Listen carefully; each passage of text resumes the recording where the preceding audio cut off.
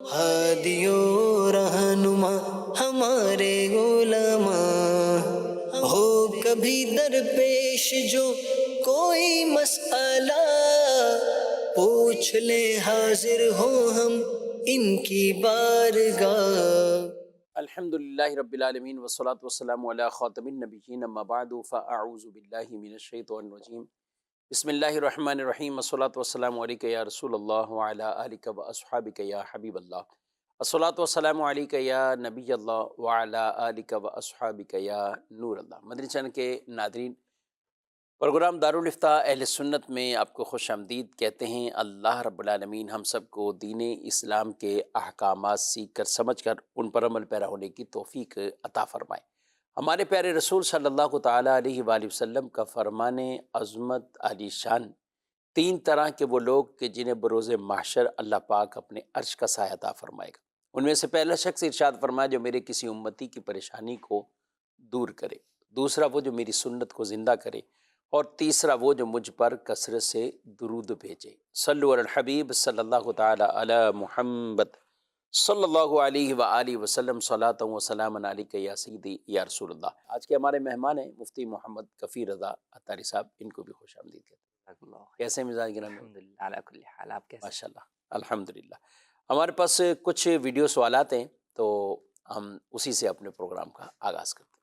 میرا نام کاشف عطاری ہے۔ میرا مفتی صاحب کی بارگاہ میں یہ سوال ہے کہ مسجد ہے اس کے اوپر مدرسۃ المدینہ بالغاہ بنا سکتے ہیں؟ مسجد کے اوپر مدرسۃ المدینہ بالغان، مدرسۃ المدینہ بالغان کے لیے تو کوئی الگ سے عمارت تو قائم نہیں کی جاتی، کیا فرماتے ہیں؟ بسم اللہ الرحمن الرحیم۔ مسجد ایک وقف ہے اور مدرسہ ایک علیحدہ وقف ہے۔ مدرسہ اگر آپ بنانے کے لیے جائیں گے تو اس کے لیے وہ جگہ آپ کو چاہیے جو اس کی زمین یا اس کی چھت، جو بھی جگہ ہے وہ مدرسے کے لیے وقف ہو، اگر آپ وقفی مدرسہ بنانا چاہتے ہیں۔ ٹھیک، یہ نہیں ہو سکتا کہ آپ مدرسے کے اندر مسجد بنا دیں یا مسجد کے اندر مدرسہ بنا دیں۔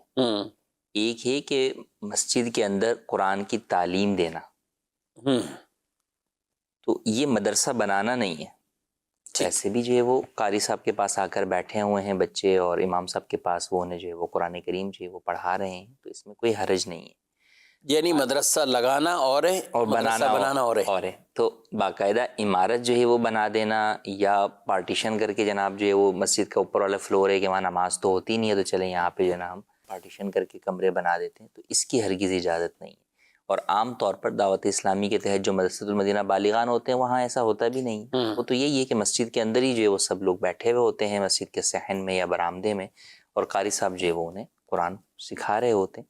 تو یوں قرآن سکھانے میں حرج نہیں ہے، لیکن پراپر بنانا وہ چاہے بالغان کے لیے ہو چاہے بچوں کے لیے ہو، وہ جائز نہیں ہے، مسجد کے اندر نہیں بنا سکتے۔ اسی طرح جو جگہ مسجد کے لیے مدرسے کے لیے وقف ہو گئی، وہاں آپ بولیں یہاں پر جو ہے نا مدرسہ تو جو ہے وہ 8 گھنٹے لگتا ہے، تو چلے 5 نمازوں کے لیے الگ سے ہم یہاں پہ مسجد بھی بنا دیتے ہیں۔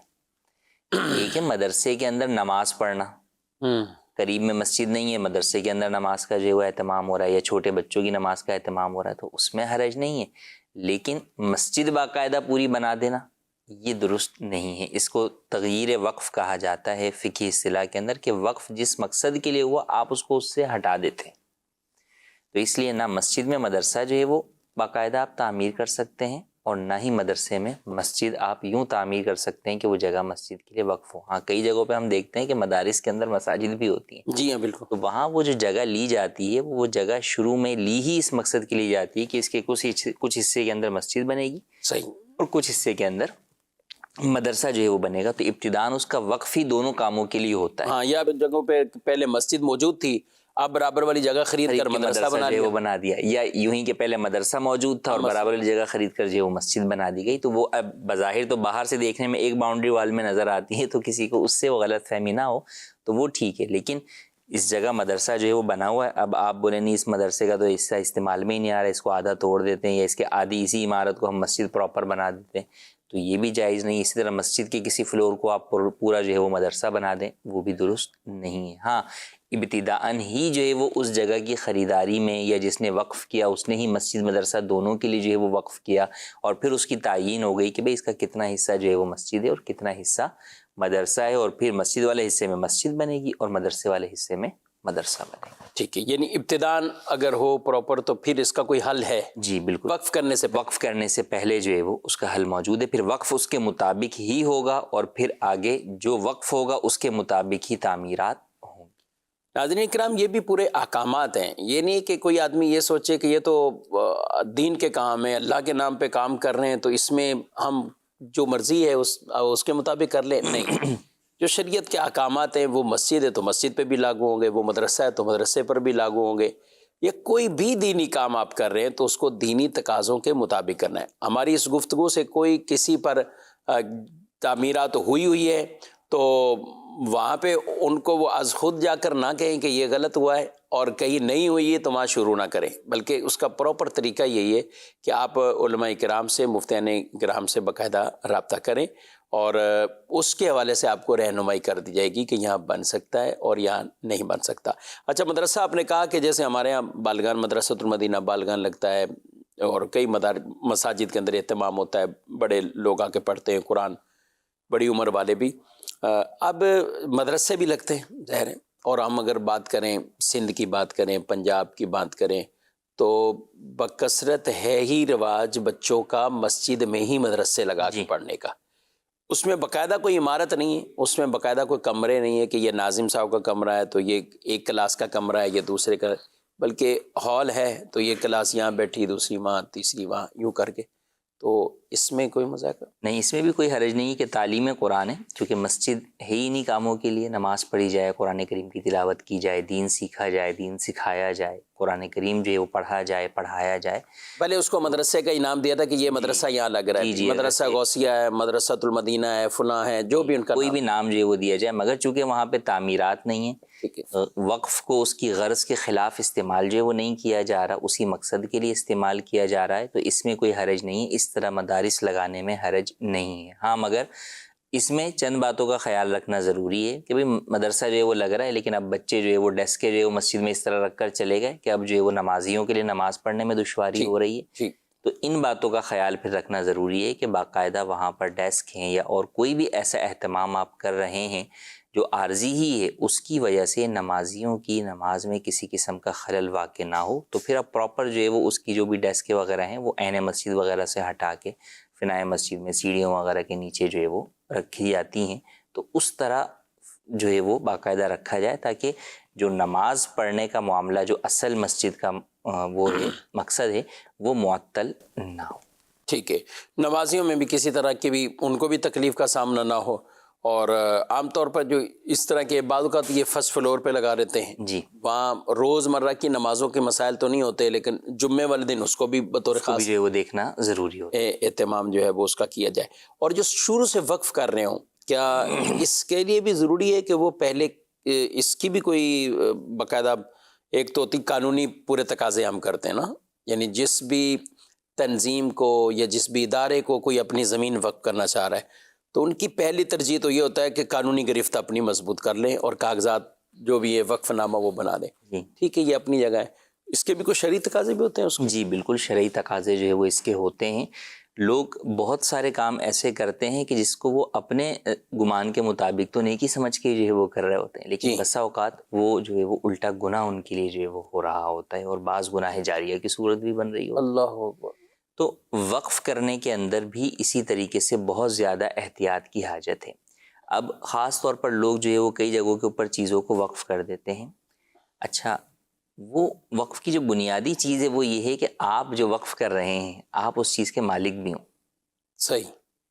اب ہوتا یوں بھی ہے کہ بھئی وہ جائیداد جو ہے وہ وراثت کے اندر ابا کی ملی ہوئی ہوتی ہے، اور دیگر ورثاء جو ہے وہ راضی ہیں یا نہیں ہیں. ایک صاحب جن کے اقتدار اور اختیار کے اندر وہ چیز ہے، انہوں نے کہا نہیں بھئی ابو کے اصالِ ثواب کے لیے اس جگہ کو وقف کر دیتے ہیں، اور انہوں نے وقف کر کے جو ہے وہ دے دیا. یوں ہی بسا اوقات بیوہ خاتون یہ کر رہی ہوتی اچھا، یا ان کے اولاد بھی ہوتی ہے، وہ اولاد ہی ان سے جو ہے وہ ناراض ہوتی ہے تو وہ اس کو آگ کر کر وہ جگہ جو ہے وہ وقف کر رہے ہوتے ہیں۔ یوں ہی علاقوں میں یہ بھی جو ہے وہ مسائل ہمارے سامنے آتے ہیں کہ کوئی شخص تھا جس کا انتقال ہو گیا اور پیچھے جو ہے وہ اس کا کوئی بھی وارث ان کے علم میں نہیں ہے۔ اب اس کی کوئی بھی جھوپڑی تھی، کوئی جائیداد تھی، کوئی بھی جو اس کا ٹوٹا پھوٹا کچا گھر تھا، اب اہل محلہ کہتے ہیں بھائی ہم تو ان کے کسی بندے کو جانتے ہی نہیں، چلیں ان کی اس جگہ کو وقف کر دیتے ہیں۔ اب کسی نے مسجد بنا دی اس جگہ پہ یا مدرسہ جو ہے وہ بنا دیا، تو پہلے بنا دیتے تھے، آج کل الحمدللہ یہ اللہ پاک کا بڑا کرم ہے دعوت اسلامی کے ماحول کی وجہ سے کہ لوگوں کو پوچھنے کا ذہن بن گیا تو وہ آ کر پوچھتے ہیں کہ بھئی یہ جگہ ایسا خالی پڑی ہوئی ہے تو ہم اس جگہ مسجد بنا دیں یا نہیں، مدرسہ بنا دیں، ان سے آپ کو ثواب بھی ملے گا۔ تو ان سب چیزوں میں یہ ضروری ہے کہ آپ پہلے شرعی رہنمائی لیں۔ کسی کی بھی جائیداد کو یوں آپ جو ہے وہ وقف نہیں کر سکتے جب تک کہ اس کے ورثاء جو کہ سارے عاقل اور بالغ ہوں وہ بخوشی اسے وقف خود نہ کریں۔ بہت اہم مسئلہ ہے۔ تو اچھا، پھر ماحول ایسا ہے کہ بعض جگہوں کے اوپر جب وقف کر بھی دیتے ہیں، یا مساجد ہوتی ہیں یا مدارس ہوتے ہیں یا تحریک اور تنظیمیں ہوتی ہیں، تو آتا ہوا مال کس کو برا لگتا ہے؟ وہ فوری طور پر جناب اس کو لے لیتے ہیں اور اس کے اوپر جو ہے وہ اگر ان کے پاس کاغذات بھی موجود ہوں، وقف نامہ بھی ہوں، تو اب وارث کتنے ہی جو ہے وہ روئے چلائے کچھ بھی کرے، وہ اسے نہیں دیتے کہ بھئی نہیں، تمہارے مورث نے تو ہمیں دے کر گیا اور یہ وقف نامہ اور یہ کاغذات ہے، ہم تو تمہیں نہیں دیں گے، بلکہ الٹا اس کو حوالے سے یہ کہا جاتا ہے کہ بھئی یہ دیکھیں یہ تو مسجد سے جو چیز چھیننے کی کوشش کر رہا ہے یا مدرسے سے چیز۔ حالانکہ بعض صورتوں میں یقیناً ایسا ہی ہوتا ہوگا، لیکن بعض صورتوں میں اس کے برعکس بھی ہوتا ہے کہ وہاں پر وہ وقفی غلط ہوا ہوتا ہے۔ وقفی غلط ہو۔ تو الحمدللہ دعوت اسلامی کے تحت جو پراپرٹیز لینے کا یا وقف والی جگہوں کے انتظام اور انصرام کا معاملہ ہے، اسے باقاعدہ ایک پورا بورڈ جو ہے وہ دیکھتا ہے، اور ہر ایک جائیداد کے اوپر پراپر جو ہے وہ معلومات لینے کے بعد جب ہمیں پورا کنفرم ہو جاتا ہے کہ واقعی یہ جگہ جو ہے وہ وقف ہو سکتی ہے، اس میں کسی وارث اور دیگر کا کوئی جو ہے وہ حصہ نہیں ہے، یا حصہ ہے تو ان کی باقاعدہ جو ہے وہ اجازت ہے، وہ خود وقف کر رہے ہیں بخوشی، تو ہی ہم لیتے ہیں۔ اور اس میں میں ناظرین کے ساتھ بھی شیئر کرنا چاہوں گا، کئی دفعہ ایسا ہوا ہے، مجھے خود تجربہ ہے کہ جو وقف کرنے شخص آیا ہوا ہوتا ہے اس نے خود یہ کہا کہ یار آپ نے بڑا پیچیدہ، ہمیں ایک چیز دے رہے ہیں اور آپ لینے میں اتنے نخرے کر رہے ہو، اتنا مسائل کر رہے ہیں، دنیا جو ہے وہ لینے کے لیے پڑی ہوئی ہے اور آپ لینے میں اتنے نخرے کر رہے ہیں۔ تو ہم نے ان کو یہی سمجھایا کہ دیکھیں ہم نے جو لینا ہے وہ اپنی ذات کے لیے تو ہم لے نہیں رہے، آپ بھی اس لیے دے رہے ہیں کہ اللہ رسول کے لیے، اور ہم بھی اسی لیے لے رہے ہیں، اور مقصد ثواب ہے۔ تو اگر وہ مقصد ہی حاصل نہ ہو، آپ دینے کی صورت میں گناہ گار، ہم لینے کی صورت میں گناہ گار، تو فائدہ کیا؟ تو ہمیں ایسا نہیں لینا۔ تو کئی جگہ باقاعدہ ہم نے واپس کی کہ نہیں بھائی ہم یہ نہیں لے سکتے جب تک کہ آپ فلاں وارث سے ہمیں وقف کے اوپر اجازت لا کر نہیں دیتے، اور انہوں نے کہا نہیں وہ تو راضی نہیں ہے، لیکن قانونی اعتبار سے ہم آپ کو کر سکتے، نو پرابلم آپ لے لیں۔ ہم نے کہا نہیں، شرعی اعتبار سے جب وہ نہیں ہو سکتا تو ہم آپ سے وہ جگہ نہیں لے سکتے۔ تو یہ دیکھیں یہ بھی ایک اچھا دین کا ایک حسن ہے کہ وہ کوئی بھی چیز اگر لے رہا ہے تو شریعت مطہرہ کے مطابق لے رہے ہیں۔ دین کے کام میں بھی اگر آپ کو پیسہ استعمال کرنا ہے تو یہ تھوڑی ہے کہ لوگوں سے چھین کے آپ پیسہ دین کے کام میں استعمال کریں، اور آپ کے میں نے نیکی میں ہی کیا، آپ کہہ رہے میں نے نیکی میں کیا۔ اور کئی اس طرح کے ہیلے بہانے کر بھی لیتے ہیں، یعنی یوں کہ وہ خود حرام کاموں میں پڑے ہوئے ہیں جی، لیکن وہ اپنے دل کو منا لیتے ہیں کہ ہم کچھ نہ کچھ یہ بھی تو خرچ کر رہے ہیں، یہ بھی جو ہے وہ خرچ کر رہے ہیں، حالانکہ ان کو وہ سارے خرچ کرنے کا سارے خرچ کرنے یا واپسی وہ اس کا کرنے کچھ حصہ کر رہے ہوتے ہیں اور وہ سوچ رہے ہوتے ہیں جناب ہم تو نیکی کر رہے ہوتے ہیں۔ تو اس بات کو یاد کریں کہ ہمیشہ یاد رکھیں کہ نیکی بھی کرنی ہے لیکن اس کو نیک طریقے سے بھی کرنا ہے۔ لوگ بس اوقات نیکی تو کر رہے ہوتے ہیں اپنے گمان کے مطابق، در حقیقت تو نیکی بھی نہیں ہوتی، لیکن اس کا جو طریقہ ہوتا ہے وہ نیکی والا نہیں ہوتا، صحیح، وہ برا طریقہ ہوتا ہے۔ تو لہٰذا شریعت کے مطابق بتائے ہوئے طریقہ کار کے مطابق جو ہے وہ آپ کو وہ کام کرنا ہوگا، جبھی آپ ثواب جو ہے وہ حاصل کر سکیں گے۔ تو بالکل وقف خود کریں آپ، یا جو ہے وہ آپ کسی اور سے جو ہے وہ کروائیں، تو یہ تمام چیزوں کو پہلے پوچھ لیں۔ پھر بعض جگہوں کے اوپر لوگ اس طرح وقف کر دیتے ہیں کہ پتہ ہے کہ بعد میں وہ چیز استعمال میں ہی نہیں آنی۔ اب جناب نہ وہ جگہ کرائے پہ چڑھ سکتی ہے، نہ وہاں مسجد بن سکتی ہے، مسجد کے برابر میں جو ہے وہ جگہ ہے، نہ توسیع میں شامل ہو سکتی ہے، نہ اور کسی طرح، تو اب وہ بالکل ہی بیچ میں لٹکی ہوئی ہوتی ہے کہ وہاں کچھ بھی نہیں ہو سک رہا ہوتا۔ صحیح۔ تو آپ اس اعتبار سے بھی دیکھ لیں، جب آپ کا مقصد یہ ہے کہ یار یہاں پہ جو ہے وہ اللہ رسول کا جو ہے وہ ذکر ہوگا، دین پڑھا جائے گا، تو وہاں وہ چیز ممکن بھی ہے نہیں ہے۔ اب وہ وقف آپ نے کر دیا، وہ چیز نہ اس سے وہ سامنے والے فائدہ اٹھا سک رہے، نہ دین کا فائدہ ہو رہا ہے، نہ آپ کے ورثہ واپس لے سکتے ہیں، اب وہ چیز فکس ہو گئی، یعنی تو اس لیے وہی نہ اسے بیچ سکتے نہ بیچ سکتے ہیں اسے، کیونکہ وقف جو ہوتا ہے وہ قیامت تک پھر وقف ہوتا ہے. تو لہٰذا آپ پہلے ان سے مشورہ کریں جن کو آپ دینا چاہ رہے ہیں کہ بھائی یہ چیز میں یہاں دینا چاہ رہا ہوں، یہ ممکن ہے کہ یہاں یہ کام ہو، اگر یہ کام نہیں ہو سکتا تو پھر آپ اس چیز کو سیل آؤٹ کر کے اس کی جگہ کوئی دوسری چیز جو ہے وہ لے کر جو ہے وہ دے دیں، یا اگر کسی دوسری چیز کے اندر آپ پارٹیسپیٹ کر لیں کہ بھائی آپ کی جگہ ہے مثال کے طور پہ 1 کروڑ کی، اور وہاں پر جو ہے وہ مسجد نہیں بن سکتی، بس اوقات قانونی اعتبار سے پابندی ہوتی ہے اور کوئی پرابلم ہوتی ہے، تو آپ پھر اس کو سیل آؤٹ کر کے اگر کسی اور جگہ مسجد کا پلاٹ خرید کے دے سکتے ہیں تو وہاں خرید کر انہیں دے دیں، یا کہیں اور مسجد تعمیر ہو رہی ہے تو آپ وہاں اس مسجد کی تعمیر میں وہ پیسے دے دیں کہ بھائی ٹھیک ہے یہ جو ہے وہ آپ بنا لیں. کہ اصل مقصود تو دیکھیں ثواب ہے، اللہ رسول کو راضی کرنا ہے، تو وہ ان چیزوں کے ذریعے سے بھی حاصل ہوتا ہے. تو لہٰذا کوئی بھی وقف کرنے سے پہلے یہ ہوتا کبھی میں آپ کو بتاؤں، اکثر بڑے بوڑھے جو ہے نا جذبات کے اندر جب وصیتیں لکھوا رہے ہوتے ہیں اس وقت کر جاتا ہے، یہ اس وقت جو ہے وہ یہ وقف نامے اور اس طرح کی چیزیں بعض اوقات لکھوا وہ وقف بھی کر رہے ہوتے ہیں اور وہ وراثتوں میں بھی اپنی من مرضی سے وہ تقسیم کر رہے ہوتے ہیں، وصیتیں بھی وہ ایسی کر رہے ہوتے ہیں جو کہ خلاف شرع ہو رہی ہوتی ہیں. اچھا پھر وقف کے لیے بھی الفاظ ہونا درست ہونا ضروری ہے، آپ کیا لفظ استعمال کر رہے ہیں، اور وہ وقف جو ہے وہ جس مقصد کے لیے کر رہے ہیں اس کے لیے شرعی اعتبار سے وقف ہو بھی سکتا ہے یا نہیں. اب عمومی طور پہ یہی ہے کہ وہ اسٹامپ پیپر والے کے پاس چلے جاتے ہیں، ان کے پاس جو بنا ہوا پیپر ہے وہ اسی کے اوپر بنا کر دے دیتے ہیں. اب اس میں ان کو نہ معلوم کہ یہ شرعی اعتبار سے کس چیز کے لیے وقف ہو سکتا ہے کس کے لیے نہیں. اچھا میں نے کہا کہ آپ کے پاس یہ بنا ہوا ہے، اس میں یہ امینڈمنٹ کر دیں گے، ساتھ میں یہ کام بھی ہو سکتا ہے. جیسے کئی جگہوں پر لوگ جب مسجد مدرسے کے لیے کرواتے ہیں وقف، تو اب جناب مدرسہ اور اسکول بھی کر دیں. اب اسکول کے لیے یوں وقف نہیں ہو سکتا کہ وہ دنیاوی جو ہے وہ تعلیم کا ادارہ ہے. تو آپ جب وقف کرتے ہیں تو اس میں کس مقصد کے لیے کر رہے ہیں، اس مقصد کے لیے شریعت نے الاؤ کیا ہے وقف کرنا، وقف کرنا الاؤ کیا، تو وہ وقف کرنا الاؤ ہوگا. پھر وہ الفاظ آپ کے وقف کے ہوں گے، پھر اس میں کوئی ایسی شرط تو آپ نہیں لگا رہے جو اس چیز کو پورا خراب کر رہی ہے.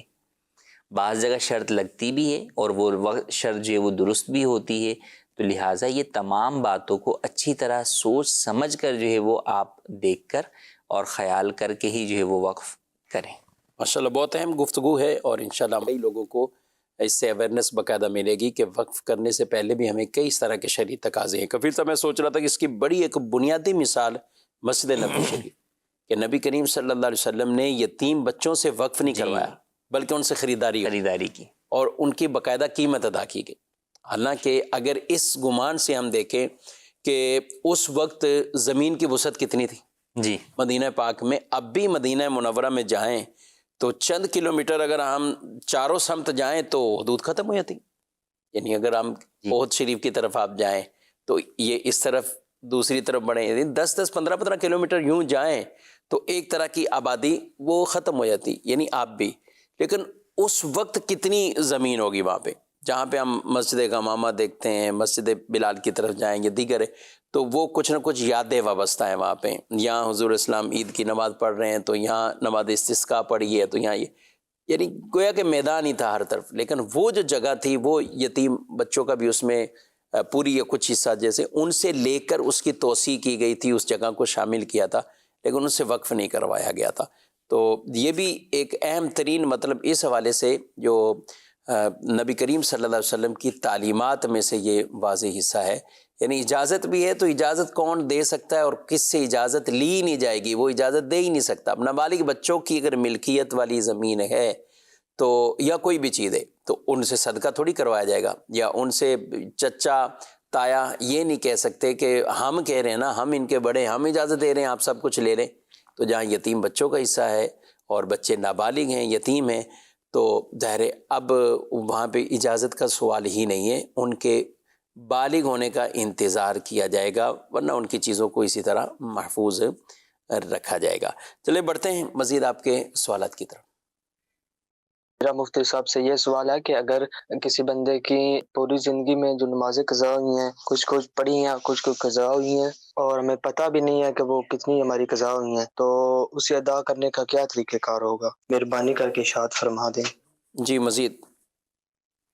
میرا سوال یہ ہے کہ امام کے پیچھے تکبیر پڑھی جاتی ہے، اگر وہ بندہ کسی اور کو دعوت دے تکبیر پڑھنے کے لیے تو وہ اس کے سیدھے ہاتھ سے 3 آدمیوں کی جگہ دور بیٹھا ہو تو کیا وہ تکبیر پڑھ سکتا ہے یا نہیں؟ اس کا جواب ارشاد فرما دیں۔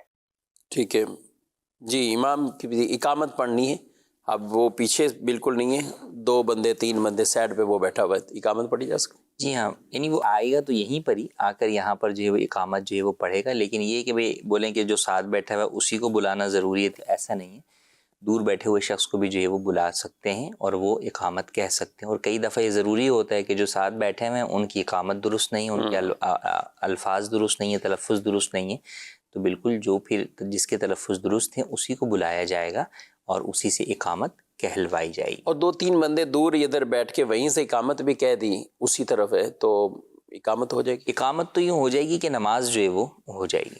ٹھیک ہے، قضا پوری عمر کی جو یہ پوچھ رہے ہیں اور یاد بھی نہیں ہے، یہ کئی دفعہ ہوتا ہے کہ کئی لوگ ایسے ہیں کہ مختلف اوقات کے اندر نمازیں جو ہے وہ قضا ہوئیں، اب اس کو یاد نہیں ہے، تو اب اس کا شریعت مطہرہ نے جو طریقہ اور حل دیا ہے وہ یہ ہے کہ آپ غالب گمان کر کے ایک مرتبہ بیٹھ کر سوچ و فکر کر کے اپنی نمازوں کو آپ اس کی تعداد مقرر کر لیں غالب گمان کے مطابق، اور پھر اس کے مطابق آپ اس کی ادائیگی کریں۔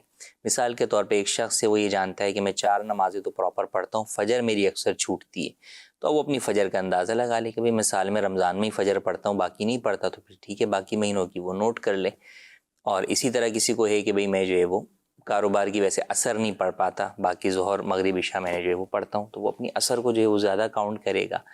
اور کسی کو ہے کہ جناب مثال کے طور پر میں نے 2 سال فلاں جگہ جاب کرتا تھا تو نمازیں نہیں پڑھتا تھا، یا اس وقت میرا یہ حال تھا کہ میں نمازیں نہیں پڑھتا تھا، یوں مختلف چیزوں کو سوچ کر اس کو اپنی نمازوں کو لکھنا ہوگا۔ ضروری نہیں کہ جتنی فجر قضا ہوئی ہیں اتنی ہی جو ہے وہ ظہر بھی قضا ہوئی ہیں، تو ان میں بھی ویریشن ہو سکتا ہے، تو لہٰذا اس چیز کو لکھ لے ایک مرتبہ، اور پھر جو لکھ لے اس کے مطابق پھر ان کی ادائیگی کرے، اور جو ادائیگی کرتا رہے وہ مائنس کرتا رہے۔ اور اس کے لیے دعوت اسلامی کی جو پریئر ٹائم اپلیکیشن ہے اس میں یہ کاؤنٹنگ کا آپشن دیا گیا ہے کہ آپ 1 ٹائم جو ہے وہ سوچ کر اس میں ایڈ کر لیں کہ میری اتنی 1000 فجر باقی ہیں، اتنی ظہر، اتنی عصر، اتنی مغرب اور اتنی عشاء، اور پھر روز آپ جتنی نمازیں اس قضا کی ادا کرتے رہیں اتنی اس میں سے مائنس کر لیں، تو یوں جو ہے وہ آپ جو اس کو کیلکولیشن کرنی ہے، اور اگر پھر درمیان میں کوئی اور اگر آپ کی قضا ہو جائے تو مزید کوئی آپ اس کے اندر جو ہے وہ ایڈ کر لیں، تو اس طرح کرنے سے جو ہے وہ آپ اس کو اپنی نماز قضا جو آپ کی ہو چکی ہیں ان کو ادا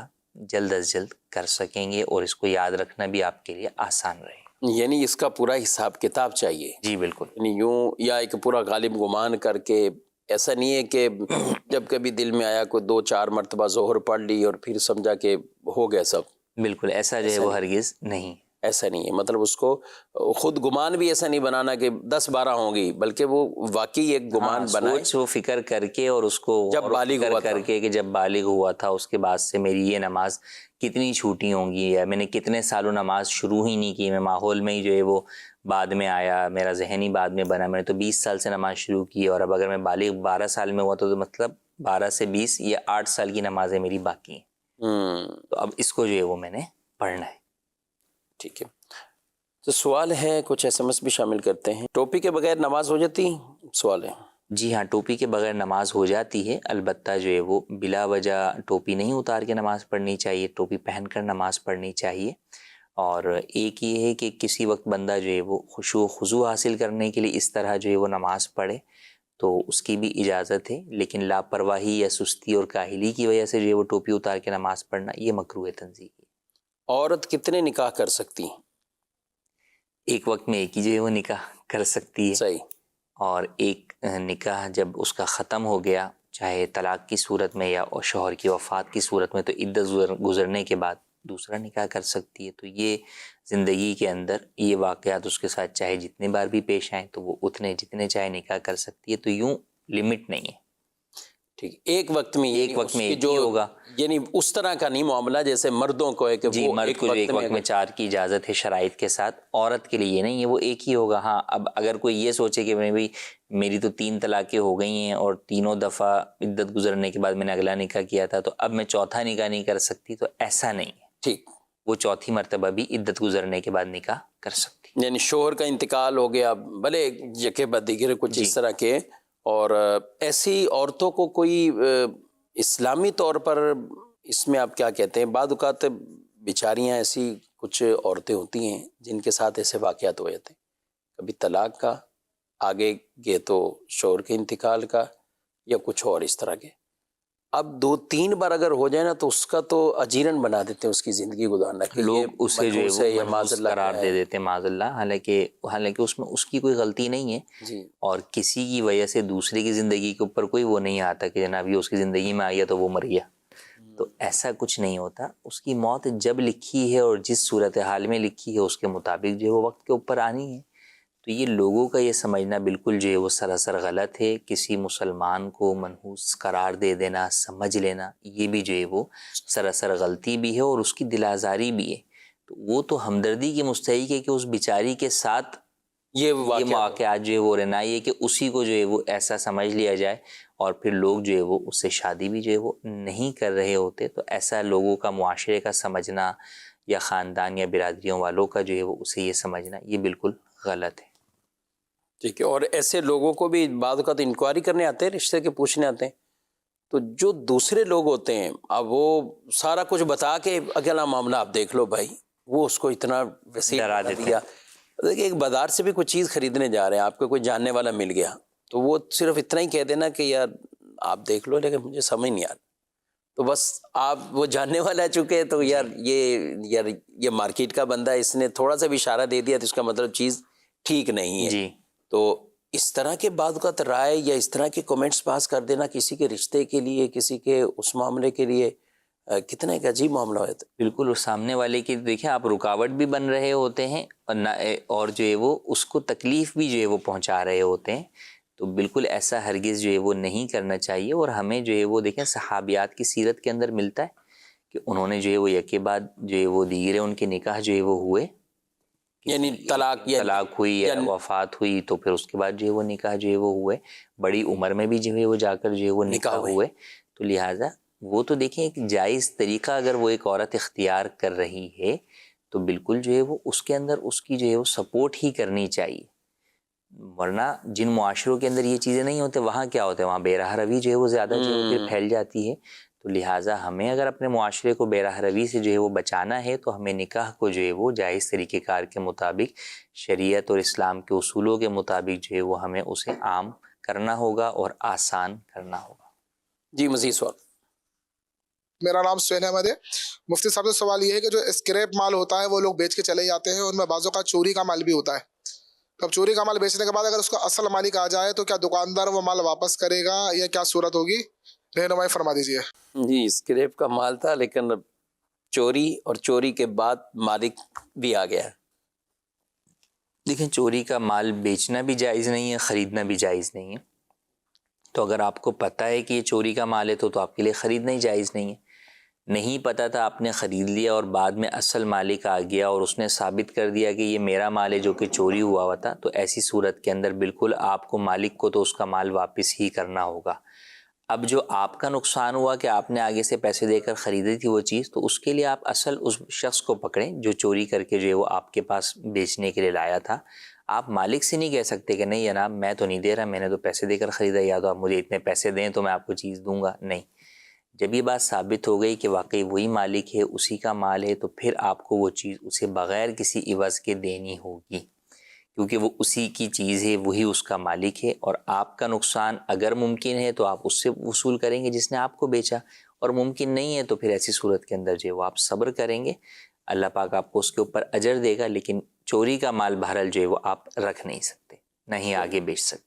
اس کو بھی ثابت کرنا ہوگا کہ یہ آگے دعویٰ کر رہے ہیں کہ یہ میرا ہی تھا کہ انڈرسٹوڈ سی بات ہے، ہر کوئی آ کے ورنہ تو کہنا جو ہے شروع ہو جائے گا، تو اس کو ثابت جو ہے وہ اپنا مال کرنا پڑے گا. اچھا یہ جو دکاندار جیسے پوچھ رہے ہوتے ہیں، تو اب جب دکاندار کو ایک طرح کا اس کے بھی کچھ قرائن ہوتے ہیں، کوئی گمان ہے یا کیا ہے کہ وہ اس کو کیسے پتہ چلے کہ یہ چوری کا ہے؟ مثلا ہمارے ہاں جیسے بڑی بڑی گاڑیوں کے شیشے آپ کو پتہ توڑ کے، اسی طرح اس کے اندر کا جو سسٹم ہوتا ہے وہ نکال کے لے کر، اور بڑے کم داموں میں وہ بیچا جاتا ہے، اور اس میں بھی وہ باقاعدہ دکانوں پہ نہیں، ان کی لین بنی ہوئی ہوتی ہے. انہوں نے کس کو بیچنا ہے، پھر اس نے اپنا کچھ پروفٹ رکھ کے جانا وہ دکان پہ، بکنا وہ دکان پہ. یعنی ایک گاڑی والے مجھے مل رہے اور بتایا کہ ان کی 1 کروڑ پلس کی، یعنی اچھی گاڑی تھی، ظاہر اچھی گاڑی کا ہی کوئی سسٹم اس طرح کا نکل، تو وہ اس کے نا پیچھے کی کوئی لائٹ تھی، وہ جو اوریجنل اس کی کوئی لائٹ ایک گاڑی کی، تو وہ نکال کے لے گئی، اور وہ مارکیٹ میں گئے کہ یہ وہاں اس کو بےعینی ہی اپنی ملی، یعنی وہی لائٹ اس کو، اور وہ کہہ رہے کہ میں نے فوراً بغیر کسی تاخیر کیے اگلے دن ہی وہاں پہنچ گیا کہ اس گاڑی کی، تو ظاہر ہے وہ بکتی بھی نہیں، وہ وہی گاڑی والا ہی خریدے گا، اسی طرح کی گاڑی والا، تو کہہ رہے کہ میں نے تو ان سے وہ خرید کر اور وہ لگا لی، اور اس کے بعد اس کو چینج کر لیا، کوئی ڈپلیکیٹ لگا کے وہ اوریجنل لائٹ اس کی رکھ دی۔ کچھ لوگ اس طرح کے انتظام کرتے ہیں۔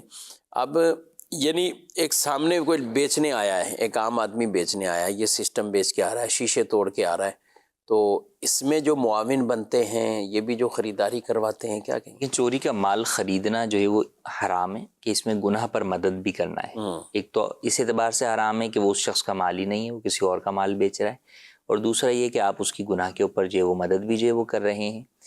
اب پتہ کیسے چلتا ہے قرائن سے؟ تو جیسے علماء نے جو ہے وہ اس کو بیان کیا کہ وہ شخص وہ چیز بیچ رہا ہے جو اس کے حال ہی یہ بتا رہا ہے کہ یہ اس کی نہیں ہو سکتی۔ مثال کے طور پہ ایک جاہل شخص ہے اور وہ کتاب لا کر بہت ساری بیچنا شروع کر دے، تو پتہ ہے کہ اس کے آباء و اجداد میں بھی کوئی جو ہے وہ عالم نہیں تھا، تو اس کی بھائی کتابیں کہاں سے آئی ہوں گی؟ تو اس کا مطلب یعنی ایک کرینہ بیان کیا، کرینہ جو ہے وہ بیان کیا۔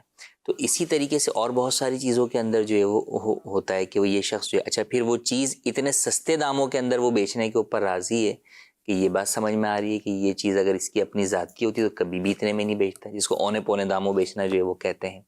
تو اس سے پتہ چل جاتا ہے کہ وہ اس وقت مثال کے طور پہ وہ چیز ہے 50,000 روپے کی، اور وہ بولے کہ یار یہ آپ جناب 5,000 بھی مجھے دے دیں، ہاں 5-10,000 میں ہی بیچ کے، اس کا اتنا ہی ہے جی۔ تو اب یہ ساری چیزیں یہ قرائن بتا رہے ہوتے ہیں۔ اچھا پھر وہی بات جیسے آپ نے کہا لائن بنی ہوئی ہوتی ہے، پھر بعض جگہ ہی مشہور ہوتی ہیں کہ چور بازار ہے، ان کا نام ہی چور بازار ہے، وہاں بیچنے جو جا رہا ہے اسے پتہ ہے کہ میں یہاں چوری کا مال بیچوں گا تو بک جائے گا، اور جو خریدنے جا رہا ہے اسے بھی یہ پتہ ہے کہ یہاں جو مجھے سستا مال مل رہا ہے مارکیٹ میں، اس چیز کی قیمت مثلا 10,000 روپے اور یہاں مجھے 1,000-1,500 کی ملے گی، تو وہ چوری کا مال ہے۔ تو یہ قرائن ہوتے ہیں جن کے ذریعے سے پتہ چلتا ہے، تو پھر اس چیز کا بیچنا بھی حرام، خریدنا بھی جو ہے وہ حرام۔ تو بالکل اس سے بچنا جو ہے وہ ضروری ہے، اور معاشرے کے اندر اگر ہمیں چوری سے جو ہے وہ سے بچنا ہے، چوریوں سے اپنے آپ کو بھی بچانا ہے، معاشرے کو بھی بچانا ہے، تو ہمیں اس چیز کا باقاعدہ واقعی سد باب کرنا ہوا۔ ایک تو دینی حکم ہے اپنی جگہ، لیکن اگر آپ اس سرکل کو بھی توڑنا چاہتے ہیں تو ان چیزوں کو خریدنا چھوڑ دیں۔ خریدنا چھوڑ دیں گے تو انڈرسٹوڈ سی بات ہے کہ پھر جو ہے وہ چوری کرنے والے انہیں بیچیں گے ہی نہیں کہ یار یہ چیز چوری کرنے کا کوئی فائدہ نہیں، کہ اسے کوئی لیتے ہی نہیں ہے، اس کے کوئی پیسے ہی نہیں ملتے۔ تو لہٰذا اس چیز سے کا خیال رکھنا بے حد ضروری ہے۔ ہم اپنے چند پیسوں کا فائدہ نہ دیکھ رہے ہوتے ہیں کہ یار ہمیں تو اتنے سستے میں مل رہی ہے نا، وہ جہاں سے لایا وہ جانے اور اس کا کام جانے، نہیں، آپ کا بھی کام جو ہے وہ ہے کہ آپ حلال چیز خریدیں اور جائز چیز خریدیں، کسی اور کے مال چوری کیا ہوا ہرگز نہ خریدیں۔ ٹھیک ہے، چلیے کچھ اور ایس ایم ایس کی طرف بڑھتے ہیں۔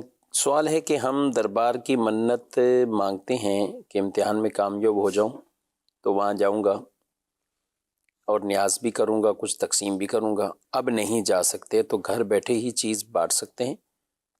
منت مانی تھی کہ فلاں مزار شریف پہ حاضری دیں گے اور وہاں پہ کچھ چیز بھی تقسیم کر لیں گے، تبرک بانٹ دیں گے، نیاز۔ جی، وہاں جا کر کرنا ضروری نہیں ہے، آپ جو ہے وہ اپنے گھر سے بھی جو ہے وہ یہ چیزیں تقسیم کر سکتے ہیں، اپنے شہر میں بھی تقسیم کر سکتے ہیں، اپنے محلے میں بھی تقسیم کر سکتے ہیں۔ اگرچہ شرعی منت نہیں ہوتی، عرفی منت ہوتی ہے، پورا اس کو بھی جو ہے وہ کرنا چاہیے، اگرچہ شرعن نہ کرنے کی صورت میں گناہ نہیں ہے، لیکن پوری کرنے کی صورت کے اندر بھی وہاں جا کر کرنا ضروری نہیں ہے، آپ یہیں پر بھی کر سکتے ہیں۔ کسی لڑکے سے نکاح کی خواہش رکھ کر اسے دعا کی جا سکتی ہے کہ اس سے شادی ہو جائے؟ دعا کے اندر یوں ہی دعا کرنی چاہیے۔ اب اصل میں یہ کہ جس سے یہ نکاح کی خواہش کا جو بھی اظہار کر رہی ہیں، وہ بعض صورتوں میں جائز بھی ہو سکتا ہے، بعض صورتوں میں جائز نہیں بھی ہو سکتا۔ لڑکی ایسا کرے تو ہو سکتا ہے کہ اس کی جوازی صورتیں بہت ساری ہوں، لیکن اور مرد کی طرف سے کسی اور کی بیوی کو وہ جو ہے وہ یہ سوچ رہا ہو تو بالکل جو ہے وہ حرام ہے، اس طرح کی دعا کرنا ہی جو ہے وہ حرام ہے۔ تو ان تمام امور کے اندر اللہ پاک کی بارگاہ میں دعا یہی کرنی چاہیے کہ یا اللہ میرے حق میں جو بہتر ہو، صحیح، وہاں پر جو ہے وہ میرا نکاح ہو۔ تو یوں دعا جو ہے وہ کرنی چاہیے، کیونکہ بسا اوقات ہم اپنے تئیں کسی کو اپنے حق میں بہت اچھا تصور کر رہے ہوتے ہیں، لیکن وہ واقعی ہمارے حق میں بہتر ہے یا نہیں یہ ہم نہیں جانتے، اللہ سب جانتا ہے۔ تو لہٰذا دعا اس طرح کرنی چاہیے. جی مزید سوال.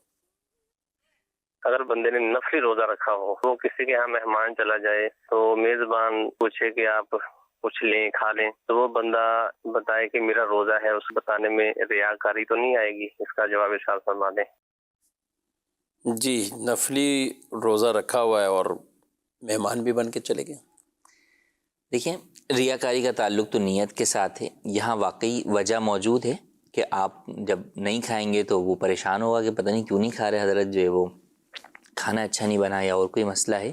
تو اس صورت کے اندر بتانے کے اندر جو ہے وہ حرج نہیں ہے، یہ ریاکاری میں نہیں آئے. بلکہ آپ کسی کے بطور مہمان جا رہے ہیں تو اس سے زیادہ صورت اچھی تو یہی نا کہ آپ ان کو بتا بھی دیں. جی پہلے ہی بتا دیں کہ بھئی ٹھیک ہے، اگر آپ کی ضد ہے کہ آئیں ہی ضرور تو دیکھیں میرا روزہ ہوگا، میں آ تو جاؤں گا آپ کی محفل میں شریک تو ہو جاؤں گا، لیکن میرا روزہ ہے تو آپ مجھے جو ہے وہ کھانے پر اصرار نہیں کیجیے گا. ٹھیک ہے. یا ایک ہی جا رہا ہے فرد جس کے لیے انتظام سامنے والے کر رہے ہیں، یعنی وہ آ رہے ہیں بھی چاچو آ رہے ہیں، انکل آ رہے ہیں، فلاں صاحب آ رہے ہیں، ویسے ہی عیادت کے لیے آ رہے ہیں، یا آپ کہیں تعزیت کے لیے یا کسی وجہ سے بھی آپ جا رہے ہیں کسی کے، ان کو پتہ ہے کہ وہ آ رہے ہیں تو سامنے والے انتظام تو کریں گے نا. دوپہر کا کھانے کا ٹائم ہے، یہ فلاں کا ہے. تو ایسی صورت میں یقیناً جو ہے وہ انہیں بتا دینا چاہیے کہ بھئی جو ہے وہ میرا روزہ ہے، میں آ تو رہا ہوں لیکن میرا روزہ ہے، تو لہٰذا آپ کوئی بھی اہتمام نہیں کیجیے گا. اور کوشش ہی ہوگی پھر آپ کوشش کریں کہ ایسے ہی وقت پہ جائیں کہ جو کھانے کا وقت نہ ہو.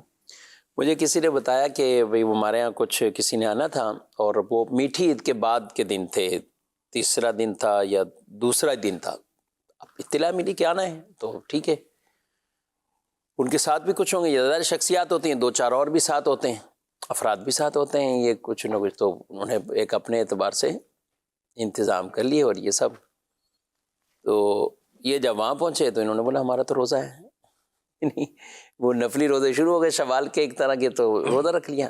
تو ہم اب 2 طرح کی باتیں، ایک تو اس کو یہ ہوا کہ اس نے اپنی طور پہ جو بھی کتنی ٹینشن پال پول کے سب کچھ وہ کر لیا. جی اگر اس کی جگہ اسے پہلے ہی اطلاع مل جاتی تو شاید کتنا ریلیکس ہوتا، وہ آدمی بھی ریلیکس ہوتا. ٹھیک ہے آپ کو روزے کا ثواب بھی ہے، اس کے لیے بھی ٹینشن نہیں تھی کہ اس کو اتنا انتظام کرنا ہو. اب اس میں مین 2-4 نے مطلب وہ روزہ ہے لیکن بقیہ تو نارمل تھے کیفیت میں، ٹھیک ہے کھلا دیا جو بھی صاحب. لیکن اس میں کسی کے ہاں جا رہے ہیں تو میرا خیال بتانا ہی مناسب ہے. جی بالکل. میں اس وقت روزے کی حالت میں، اچھا کہیں یہ جو انہوں نے سوال کیا اس کی دوسری شق کی طرف آپ اب یہاں پہ وہ زبردستی بھی کریں تو پھر کیا نفلی روزوں میں کوئی گنجائش ہوتی ہے؟ نفلی روزوں میں اس طرح کے جیسے بھی اب یہاں تو خیر یہ مہمان بن کے جا رہے ہیں، وہ تو ہے نا ان کے یہاں کوئی مہمان آئے اور وہ مہمان ہی اسی بات پہ مصر ہو کہ میں بھی نہیں کھاؤں گا جب تک آپ بھی نہیں کھاؤ گے.